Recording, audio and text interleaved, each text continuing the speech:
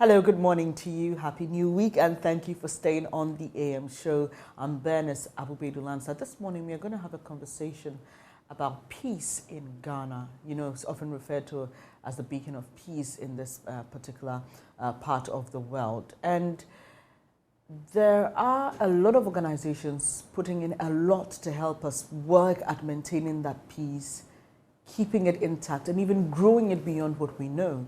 And this morning, I have been joined by Sheikh Arimeyal Shaibu. He's a member of the governing board of the National Peace Council, spokesperson of the National Chief Imam, and Alisa Mogre, program manager, youth and peace building at the Catholic Relief Services, which is the CRS. Would also later be joined by Stefan Hulich, regional security coordinator, West Africa at the Netherlands Embassy in Ghana. Let me say good morning to Sheikh and Lisa, who are in the studio. Good morning to you. How are you doing?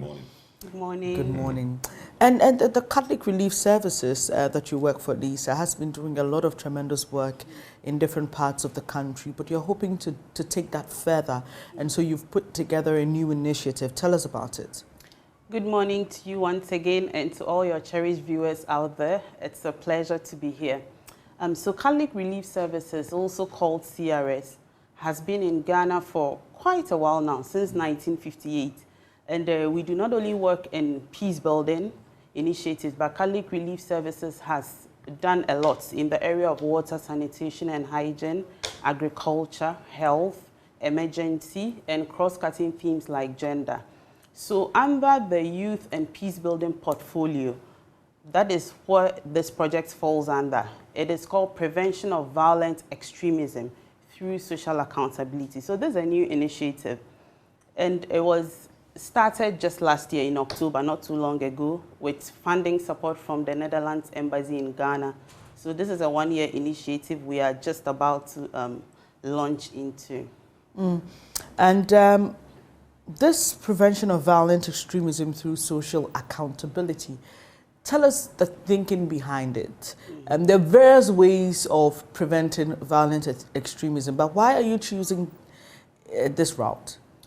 Okay, thank you. That's a good question. So when we talk about violent extremism, where force, fear, and intimidation is used to advance an ideological preference, be it political, social, or religious, there are a lot of factors behind it. We have the push and pull factors. Now, in tackling violent extremism, there are a broad array of options we have.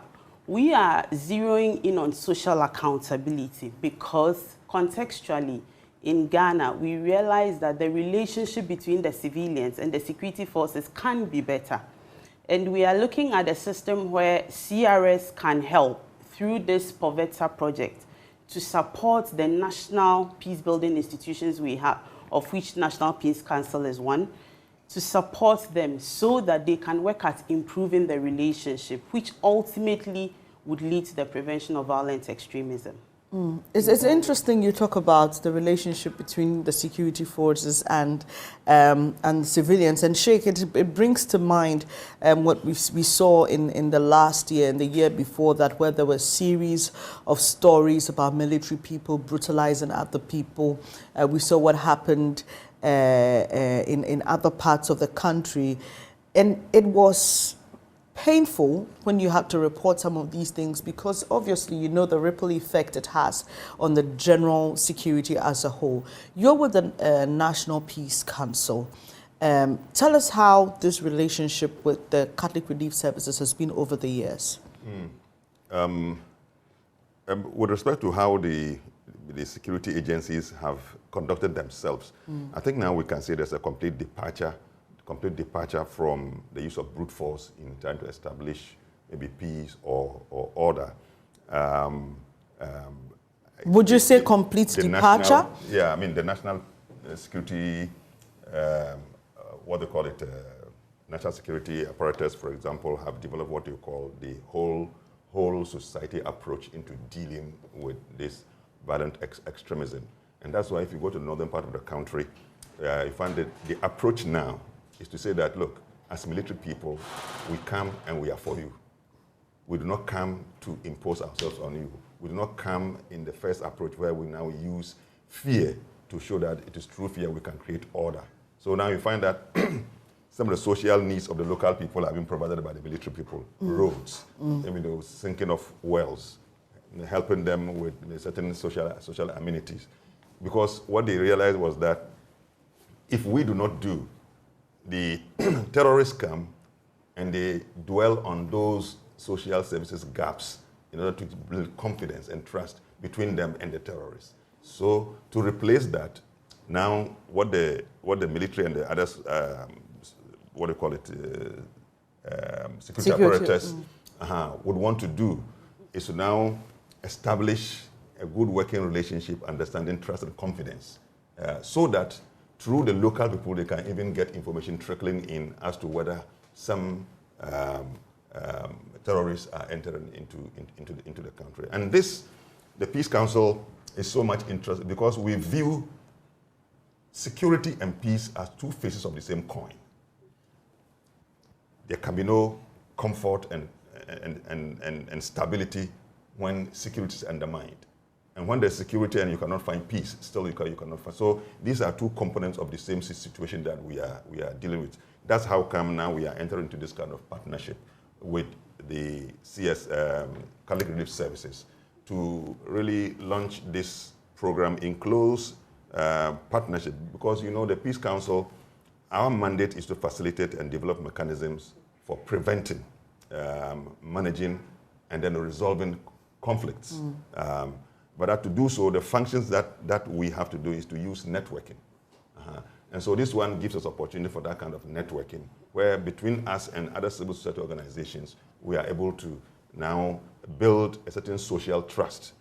Because it is clear that if you develop mechanism for security and peace at the top level, at the policy level, and then detached from what is the reality on the ground, you will not be able to achieve it. And that is why such social accountability projects in the way that the professor that we are going to do is so important for us. I'll come back to you, Lisa, to give us the details of how POVETSA will be implemented.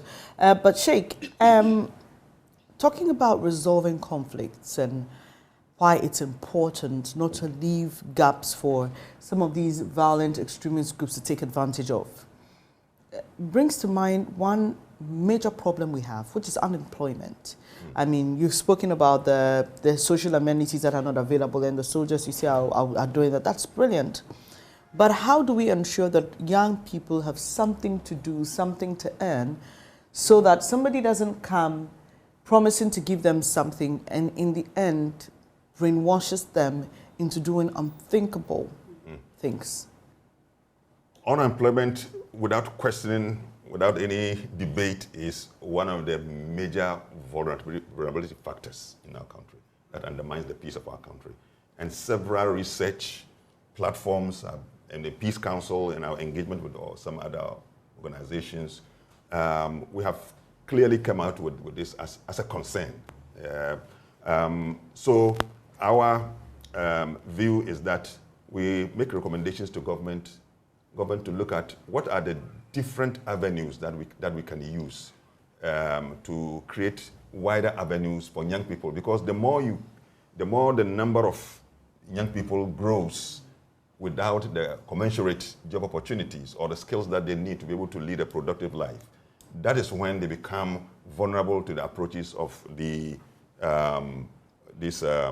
terrorists and violent extremists who enter, and they come to them with assurances and gifts, come to them with opportunities, and so on and so forth. So if you leave the gap unaddressed, definitely then we also now live to see the risk of some of them being roped into that kind of activity. So I think ours is to make a recommendation to government, and I think that we have used different platforms to bring this one up. We hope that the government will explore all avenues in the agriculture sector, in the educational sector, in other areas where, even in the private sector, where wider opportunities need to be created so that what government is unable to absorb by way of employment, the private sector will be able to absorb. And so we now get our youth productively engaged.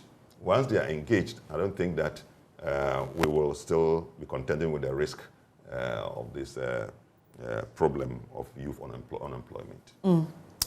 Right. So It's important we have this conversation this morning because, we are moving into an election year. The internal party elections have already, not the elections per se, but the political conversation around those elections have already started, and people are beginning to throw stuff, at different camps and all that. And we know how things turn out eventually. So this morning we are having a conversation about the prevention of violent extremism through social accountability, short POVETSA project. And it's by the Catholic Relief Services, and they're getting enormous support from the Netherlands Embassy here in Ghana. And this morning, Stefan Hulis, who is Regional Security Coordinator for West Africa at the Embassy, joins the conversation.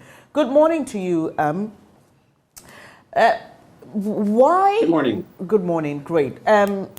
Why is this important for Netherlands? Yeah.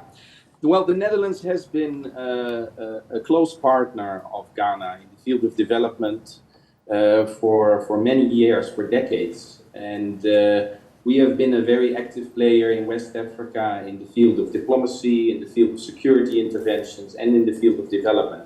And we have seen these developments in the last few years, and we're very concerned about it because we see that there are gains in the region and that they might be lost in the years to come because of these developments. So we find it very important to support countries in the region in their fight against extremism. So if I get you, this is not just for Ghana, but West Africa at large, because I was just going to find out from you that Ghana appears to be an island, especially within this sub-region when it comes to peace. Look at our neighbors, look in Burkina Faso, look in other places where, which sometimes are being used as routes to enter Ghana. Last year there were concerns that some extremists coming through Nigeria were coming in through Togo and all that. So here in Ghana, it's POVETSA. Is it the same in these neighboring African countries? Yeah, it's quite remarkable that Ghana has been spared so far because, as you mentioned, all neighboring countries have suffered terrorist attacks. Particularly Benin has been suffering a lot. 50 attacks in the last year, but also the neighbor Togo in the last year, several attacks, we're very concerned that it's a matter of time that Ghana will be victim of violent extremism. We see these developments coming from the Sahel, violent extremist organizations, terrorist organizations that are moving southwards, particularly in Burkina Faso. And they are settling in the border regions with Ghana, Ivory Coast, Togo and Benin. So let's just be open about this. They're very close to Ghana, and there's no doubt about it. They're already using Ghana as a hideout and as a place for illegal activities to provide themselves with financial resources. But thank God, Ghana has been spared violent extremism and terrorist attacks so far. Last year, we had quite a scare, and our national security apparatus came up with a campaign, See Something, Say Something, where people were encouraged to call in to inform security officials about any suspicious characters or movements that they had noticed or realized.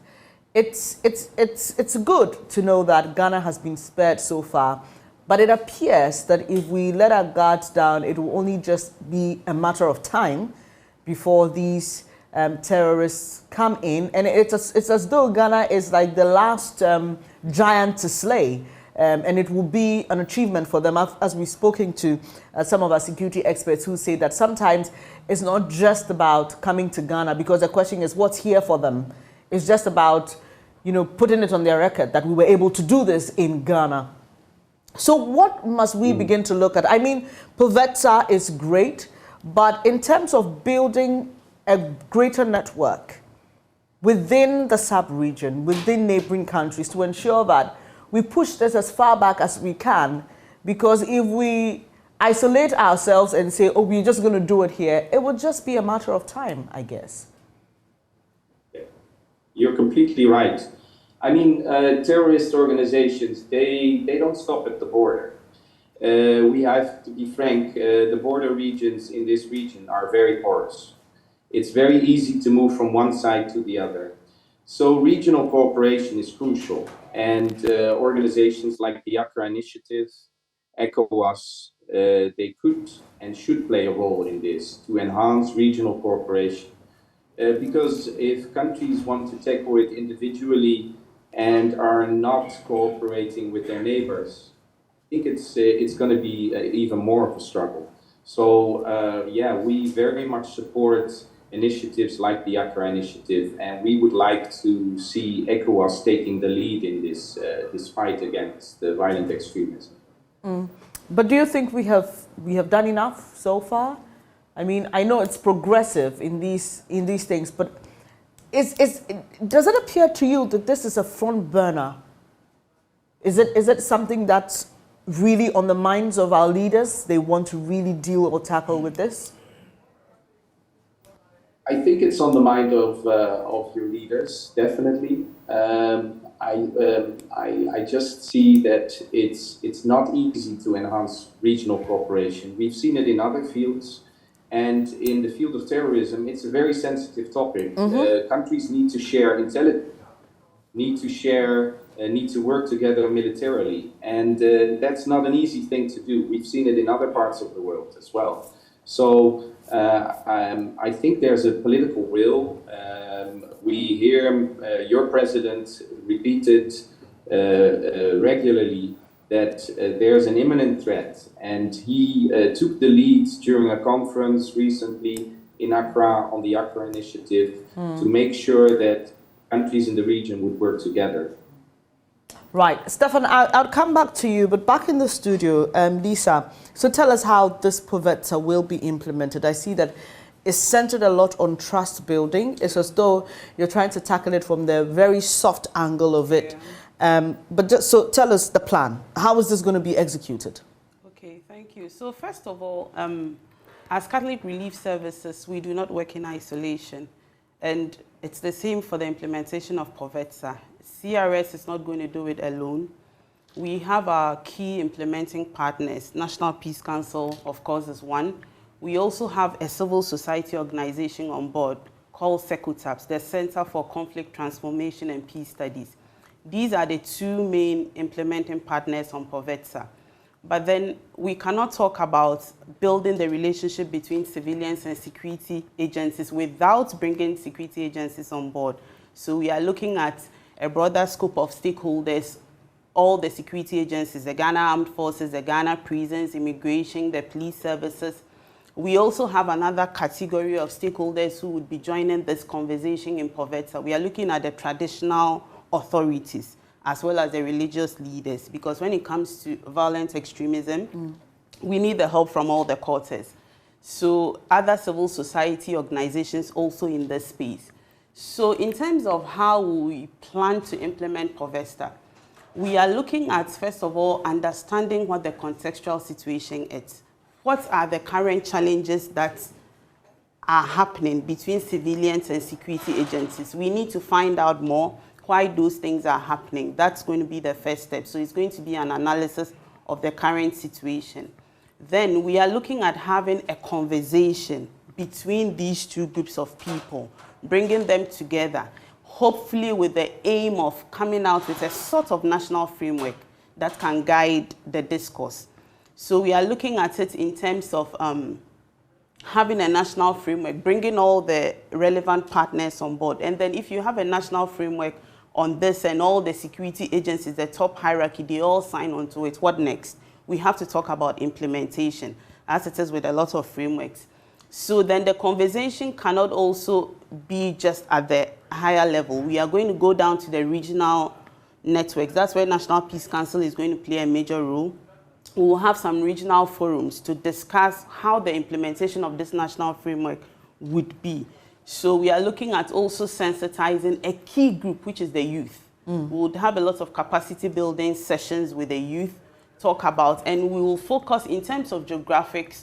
We are going to look at some of the border towns like Paga in Upper East, Hamley in Upper West. These are very prone to violent extremism based on their location. So we'll be engaging the youth, the authorities at that level as well. So ultimately, the plan for Povetsa is, at the end of the day, we have a practical, a feasible, and easy to implement national framework that looks at a kind of social accountability so that security forces are accountable to civilians and civilians also take up their role. So we want their relationship to be improved at the end of the day. And something has to guide that. What can they do? What should they not do? Who has oversight on what they do? How do civilians respond when there are grievances? As Sheikh mentioned, usually for violent extremism, sometimes they come in through grievances. They present a platform like, okay, there's hope here, come on board, we'll give you a sense of identity, a sense of nurturing. So we now have to look at how do we plot those loopholes such that the youth are not so aggrieved by how it is perceived security agencies treat them. Yeah. Very interesting. The conversations around security can never be exhausted, and that's why it's important that we keep having them and put them on the minds of a lot of people. But Sheikh, you were with the Peace Council, and quite recently I had a conversation with your chairman on the issue in Boku. And he was very concerned, and even the residents there, including an MCE who witnessed his neighbor being killed, have expressed a lot of worry. The MCE had reason to even suggest that probably if this is given a more nationalistic perspective, the problem in Boku will be solved. There have been suggestions that, look, there is a possibility that some violent extremists may be taking advantage of the situation there to make it look as though it is the Boku issue, but, you know, step into to foment trouble and all that. What's the latest on Boku with the National Peace Council? And what do you think we can do to bring lasting peace? It's been quite a while. Yeah, I mean, the case in Boku remains a very great issue of serious concern to us. And the Peace Council has made some inroads, traveled there, met the various factions in the conflict, you know, appeal for ceasefire to allow a more amicable resolution of the matter, however long it takes, that when we are able to cease fire. But as it is, some of the reports that trickles in, target killings do happen. Now, markets are not operating, hospitals are not operating, schools, people want to go to school, they cannot go to school. And so the situation there is getting worse and worse. And it's a matter of worry. The security situation also keeps on deteriorating, and actually it creates an advantage, and especially a town which is close to the border. Just the recent information we are getting now is that the terrorists have taken over some place in Burkina Faso, and so there's an influx of displaced people, you know, across the Ghanaian border into certain northern tracts of the country. And this can really open up, because even as to want to give some asylum to people, you are not sure who is slipping in with the arms, and then the spread of the arms around the place. And so it's a matter of serious. The Upper East national branch of the National Peace Council is working closely, and the Inter-Ethnic Peace Committee has been established to really come together, I mean, representing the various factions in the whole conflict, to come together and then through their initiatives, exchange information, cooperate, you know, with the security agencies and other peace activists in the area to ensure that we're able to really first maintain the calm, cease fire, and then educate the young people on one, negotiation, dialogue, even on matters of differences. The National Peace Council has encouraged the use of messaging, for example, on the social media, you know, hate messages, to discourage hate messages, and to use the positive side of the social media to encourage dialogue and understanding among the youth. I think that is the effort that is ongoing. The conflict seems unresolvable now, and no one has the magic wand to say that it will be resolved just today. What we need to do to continue to do is to continue appealing to the leaders who are in the contestation and in the conflict to allow ceasefire, the young people to put off their arms, stop the target killings. Sometimes we hear a story, somebody's traveling, he's attacked by some people and kill them, and so on and so forth. It's not a good story to hear at all. And given the current situation in which we are, if we don't resolve it, we allow a situation of advantage to the violent extremists to take advantage, because they do take advantage of areas where there are already existing conflicts and cleavages.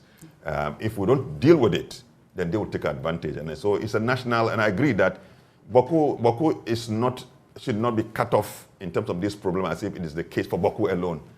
Boku is an important and integral part of the country. And when that place is destabilized and the terrorists enter, they are going to come to the down south here. And so we all have a duty. We all have a duty to do what it takes to ensure that we help bring a closure to this conflict, which has been with us for such a long time. And we must also understand that it's not easy, because a conflict that has its root deep in history and culture and tradition, it's not an easy thing to resolve immediately. So, but we did it in Dagbon. Yeah. You know, so it's possible. It's possible. So, and that's why we should not rush and think that within 1 second, within 1 week, 1 month, we're able to bring it to closure. We must draw a certain roadmap, bring in all concern on it. The first thing to do is to cease fire, make sure there is stability, and then the roadmap can be used. Probably, if we want to use the Dagbon approach, maybe a committee of eminent chiefs, could be put together again, because the situation has to do with the history, tradition, and culture as regards the chieftaincy. So if you bring your maybe modern technical approach, maybe that is not what is going to solve the problem. If you make it more adversarial, it's more matters of law, maybe it's not also going to solve the problem. So because we are a society and we want to use a more close social approach to this, so that even after resolving it, we are still the same people who will live together. But if you use the more adversarial approach, okay, the law is used to resolve it, I'm not happy, but you are happy. So any little spark, brings up the pain. And I think that is what we want to deal with. So that after resolving it, social cohesion, which we need now in terms of dealing with even violent extremism, we are able to succeed. I mean, it's a really laudable initiative by the CRS and the National Peace Council working together, and of course the Netherlands Embassy providing the financial support. But we cannot do this without focusing on the hard things. So like Stefan just said, we did a project here about 3 years ago called Porous Borders, where we focused on our border communities, and it's not a pleasant thing. It just exposes our vulnerability, and it's quite. Not to sound overly religious, I think it's quite a miracle that Ghana has been saved from violent extremism. So, for you, Sheikh, you wear many hats. You're with the National Peace Council. You're still with CODEO. Yes. For elections, because elections are critical times when it comes to peace maintenance and building. What should we be doing? While we work on engaging the young people, speaking to them, we always know that there will be deviants, and that's why the hard measures are there to deal with those kind of people. So what should we be doing so that your efforts are not ruined? While you do the soft work, you know that those responsible for the hard ones are also doing it. What should be our concern? Bringing into perspective the elections, the current situation with our neighboring countries, and also the concerns that, look, they're using this place as a safe haven. Yeah, with the approach of the next election, I think that we at the Peace Council are quite aware. In anticipation, we know the next elections will be very critical. There are a lot of concerns. The political parties have started during their internal elections. And we have seen one of the parties during the internal elections and what happened. So it gives you a certain, inkling and that what could happen. We are waiting to see the MPP internal elections to how it will go. And whatever happens will give us a foretaste of what could happen during the 2024 elections. And so it's a matter, and at the Peace Council, it has been a subject on our table. We have begun reflecting on it. And one of the things that we are hoping we will do is to really target the youth with a certain kind of democracy education, proper understanding of democracy, so that democracy is not necessarily how one gets into power in order to be able to enjoy certain gains. We also want to really find a way to do some engagement with political parties. Really, political parties are critical to our democracy. We have no choice but to have political parties. But political parties also need to understand that you engage in policy in order to keep a country together and to render service. It is not about show of power. How do we ensure that when they are doing their campaigns, they will still be balanced in such a way that they don't use the vulnerabilities of young people to foment some of the troubles? These are still the very important, very, very important soft measures, and I'm using soft advisedly because even though they are soft, they have tremendous impact. But I'm talking about beyond the talk. What are the real hard physical things that we must put in place? What should we be doing from the point of government in terms of ensuring that even if we have one bad nut who doesn't listen to the CRS or who doesn't listen to the National Peace Council, that person cannot get away with fomenting trouble? Yeah, I think the important thing is, I will not speak for the security and so on and so forth. The important thing is that to apply the law, security must do their work, be more professional. I mean, that for me, that is the important thing. The police and the military here in this particular case is the police. They have to remain professional in doing their work. Our law system, if somebody breaches the law must be allowed to take its own course. I think we must avoid the involvement of political parties in some of these cases. But once we are professional in doing their work, allowing the institutions to work. And I think post the last election when we met at Adan, these are the issues that were raised. For example, we expect the EC to do its work as professional as possible. The judiciary, which has the duty to do some judicial things if there is any misunderstanding in our elections, do it as professional as possible. Please, that must keep the security of our electoral environment must also be as professional as possible. I'm sure, and then we also do the education, continuous education of our young people, not to allow political parties to use them for their own political gains. And I think if we can do this, we should be able to really go through the elections without too much troubles. We cannot avoid completely the trouble, but at least we should be able to keep it at bay, that we don't slide into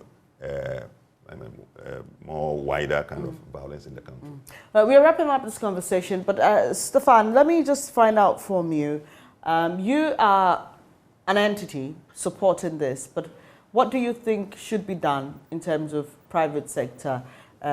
Everybody literally getting on board, because when there's peace, we all enjoy it, and when there's trouble, no businesses can thrive. So for you as the Netherlands Embassy doing this,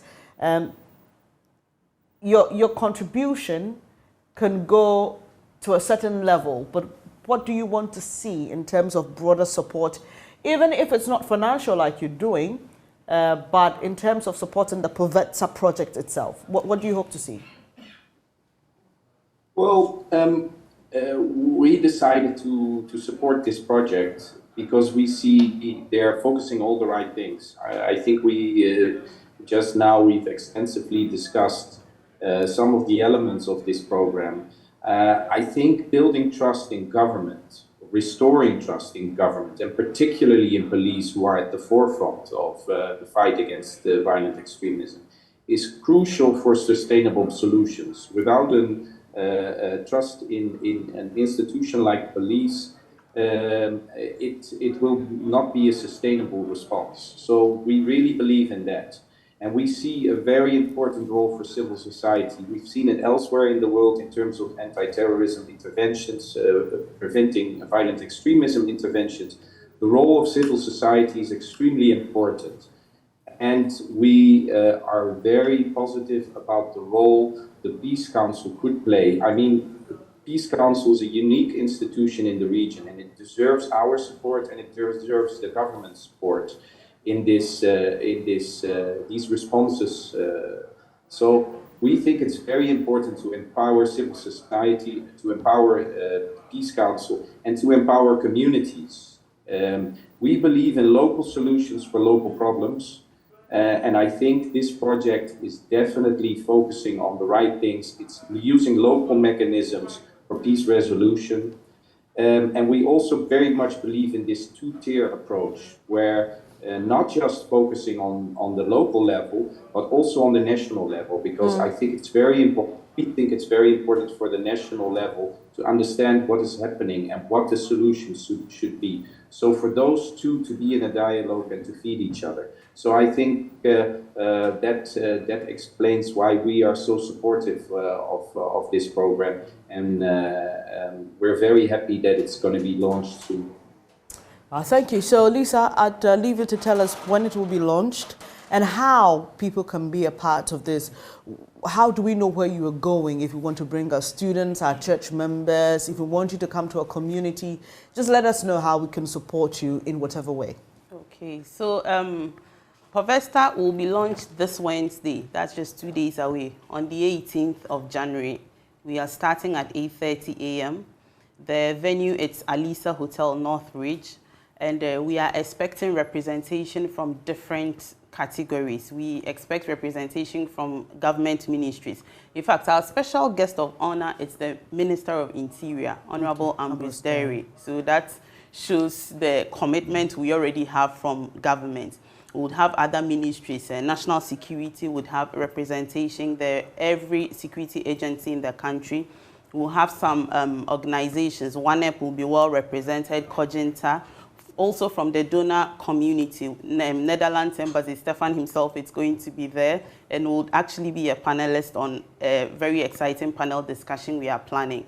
So it's the invitations have been sent to key people. But beyond the launch, we are going to be engaging at the regional levels as well. We'll be engaging the youth, we'll be engaging traditional authorities and religious leaders, because Povesta is actually building upon other initiatives CRS has already done in the area of peace building. This is not the first. We have the Sahel Peace Initiative. So all the key stakeholders who are on board are also going to be supporting this launch. So our offices are open as Catholic Relief Services in Tamale and Accra. National Peace Council, their offices are open. Should anyone out there be interested in this and wants to engage at any level on any area of the conversation, please feel free to reach out to us. Our social media pages are also up and running. And do you have any materials? You know, as you was talking and saying Catholic Relief Services, I was just thinking to myself, the Catholic Church is a very big church in Ghana. And so I'm just thinking if we had every priest, say, dedicate one Sunday to talking about peace building, or if there's anybody listening to us, a school, an organization, a mosque, anybody, do you have material available that they can also share and spread and use in teaching on peace building? And how can they get access to that? Yes, we do. As Catholic Relief Services, we have a lot of information that's readily available. And talking about the Catholic Church, the National Catholic Secretariat, it's one... there's no Catholic Relief Services without the National Catholic Secretariat. We work closely with them. And in terms of specific materials, even for this Povesta, we've come out with a 2-pager that we are printing a lot of copies. On the day of the launch, we'll distribute them. And when we go down to have the community and regional level engagements, we'll be giving out these resources as well, both soft and hard copies, so that people would be abreast with the nitty-gritties of the project and CRS as a whole. Are you on social media? Yes, we are on social media, on Facebook, CRS Ghana. You can look us up. I think we even put up something with regards to the show here this morning. Right, so we are there. You can reach out to us. Thank you very much for joining us. Sheikh Areme Al-Shaibu, member of the governing board of the National Peace Council. He's also a spokesperson of the Chief Imam. We also had Alisa Moger, Program Manager, Youth and Peace Building Catholic Relief Services, and Stefan Hulitz, Regional Security Coordinator, West Africa, Netherlands Embassy in Ghana. We've been having a conversation this morning on peace and security. And you know, it's not just about promoting peace, it's also maintaining and reinforcing what we already have so that we don't lose grounds, even as we hope to build our peace. Thank you very much for joining us this morning, and we wish you all the best on Wednesday and for the implementation of that project. Well, that'll be it by way of our show today, but we will just let you in on our Drive Safe tip with Benjamin Akapo. After that, News Desk is up next.